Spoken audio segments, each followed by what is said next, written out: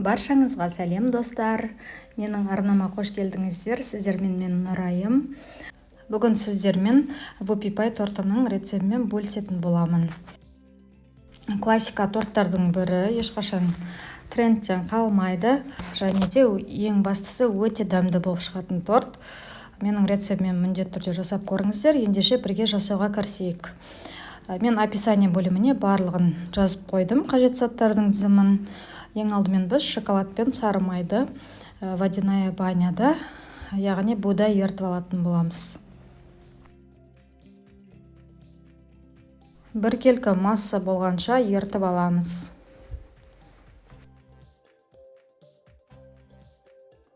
Коржымызды жасауға кірісеміз. Ол үшін бізге 4 жұмыртқа қажет болады. 4 жұмыртқамызға шым-шым тұз қосып, миксерлеп аламыз жақсылап. Бізде жұмыртқамыз сәл ағару қажет, және де көлемі үлкеюі керек. Шамамен 2 минуттай миксерлеп аламыз.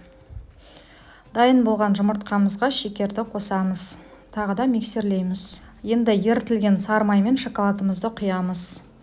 Жақсылап миксерлеп аламыз. Сонан соң ұн, какао және қопсытқышты жақсылап бір келкі қылып алдымен араластырып аламыз. Сонан соң міндетті түрде сүзекіден өткізіп, осылай қосатын боламыз.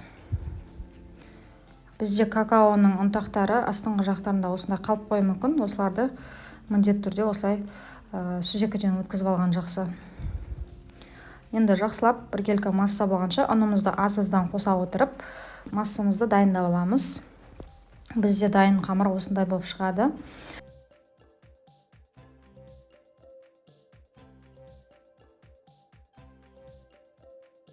Енді пергамент қағазымызды дайындаймыз.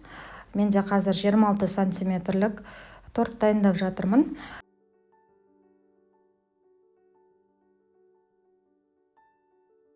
Әр коржға шамамен 4-5 ас қасықтай пайдаланған болатынмын. Бір келкі етіп, корждың бетін бір келкі етіп жасауға тырысыңыздар. Осы жерде бір келкі болып шықса, корждарыңыз тегіс болып шығады. Ешқандай еш жері көтерілмей жақсы болып піседі.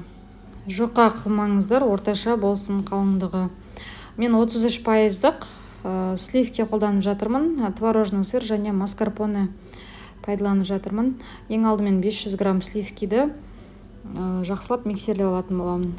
180 граммдай шекер салдым. Қант ұнтағын қолдануға да болады. Жақсылап миксерлеп аламыз. Кішкене бізде қоюлану керек массамыз. Енді творожный сырымызды және маскарпонені қосып, жақсылап бір келкі масса болғанша миксерлейтін боламыз.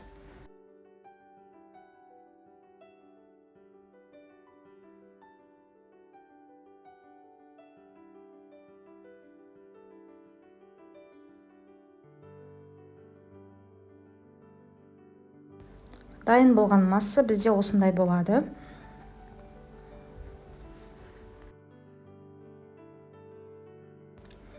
Коржды әбден суыған соң шешетін боламыз қағазынан.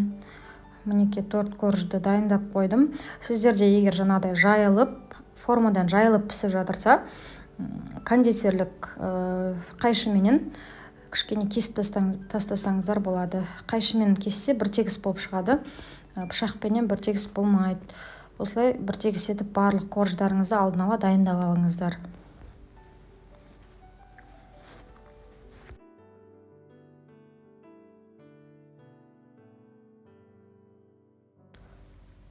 Бұл жерде менде 808 деген вупипайдың насадкасы.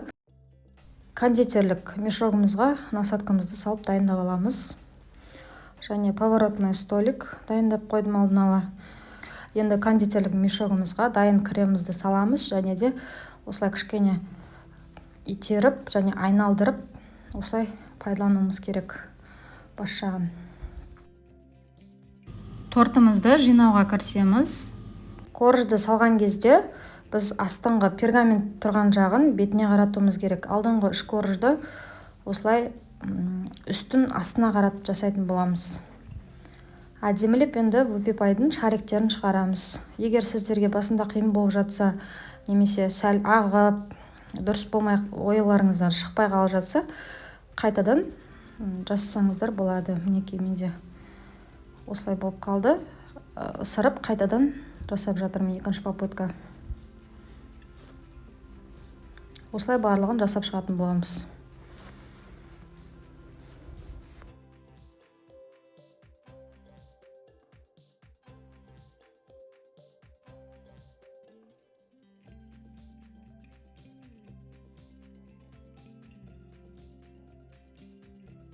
Арасына қосатын кремдеріңіз осы шариктің бетімен бірдей болып шығу керек. Одан аз болып қалып жүрмесін. Ол кезде жаңағы корждарыңыз ортасына қарай түсіп кетеді. Сондықтан біркелкі болған дұрыс.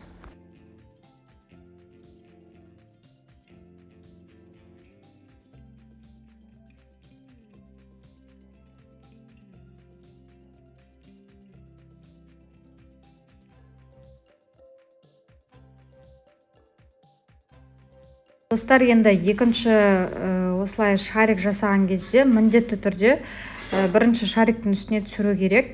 Сол кезде шоколадный потеки жасаған кезде шоколадымыз осы екі шариктің арасыменен әдемі болып ағып түсетін болады.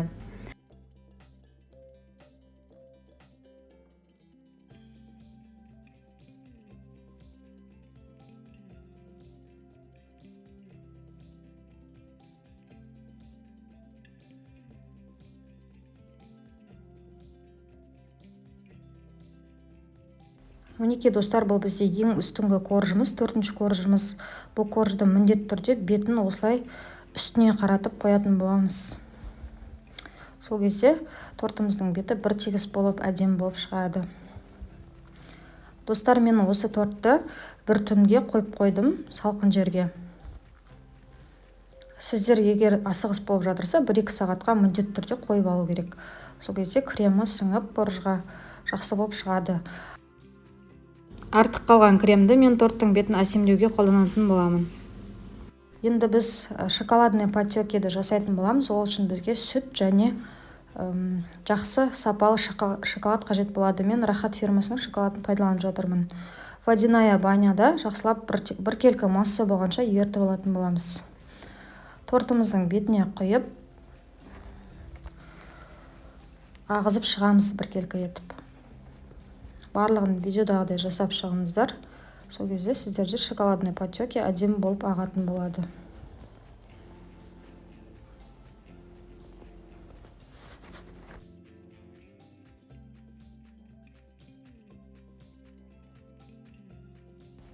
Бетін қалауыңызша өздеріңіз жасап шықсаңыздар болады. Мен крем, апельсин және альбени печеньесін пайдаландым.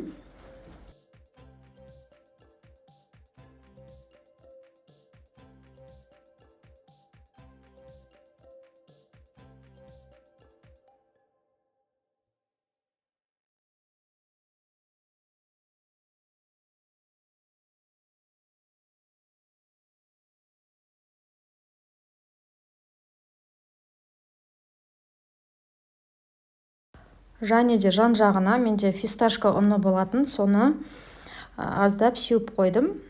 Осы қара шоколадный потекимен әдемі үйлеседі, сол себептен осылай жасадым. Не тающая сахарная пудра деген болады, соны да жасасаңыздар әдемі болып тұрады. Қара мен ақ күшті ашады, үйлеседі. Мінекей достар, вопи-пай тортымыз дайын болды. Өте әдемі болып шықты. Өте дәмді болып шықты достар.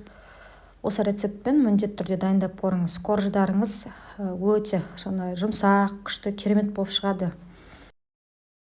Достар, арнама тіркеліп, лайк басып, комментарий жазып, өз ойларыңызбен бөлісіп кетіңіздер. Міндетті түрде менің рецептіммен дайындап көріңіздер. Сіздердің қолдауларыңыз мен үшін өте маңызды. Сіздермен болған мен Нұрайым. Келесі рецептте бұйырса, алдағы уақытта мен молочная девочка тортының оригинал рецептімен бөлісетін боламын. Арнамнан алыстамаңыздар, әзірге сау болыңыздар. Келесі кездескенше сау болыңыздар.